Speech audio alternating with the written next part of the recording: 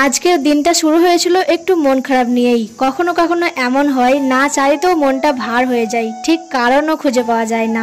এমন সময় পাশে কেউ থাকাটা সত্যি অনেক বড় ব্যাপার। আসসালামু আলাইকুম এভরিওয়ান, কেমন আছো সবাই? আশা করছি সবাই খুব ভালোই আছো, আমিও আলহামদুলিল্লাহ ভালোই আছি। তো আজকের ব্লগটা একটু অন্যরকম। সকাল থেকে আজ ব্লগ স্টার্ট করি নাই কারণ মনটা একটু খারাপ ছিল। আর আমার মন খারাপ দেখে বড়মশাই আমাকে চুপি চুপি নিয়ে এলো একটা রেস্টুরেন্টে ডিনার করাতে। একটু বাইরে খাওয়া দাওয়া করা, একটু নতুন পরিবেশ দেখা, একটু নিজেদেরকে সময় দেওয়া খুবই জরুরি। রেস্টুরেন্টটা খুব সুন্দর, হালকা আলো, শান্ত পরিবেশ, আর টেবিলের ওপারে ওর সেই চেনা হাসিটা। মনে হচ্ছিল এই মুহূর্তটা যেন শুধু আমাদের জন্যই। যাই হোক, খাবার অর্ডার দিলাম। আমরা ভেবেছিলাম বিরিয়ানি খাবো, কিন্তু বিরিয়ানি ছিল না, তাই ফ্রাইড রাইস অর্ডার করলাম।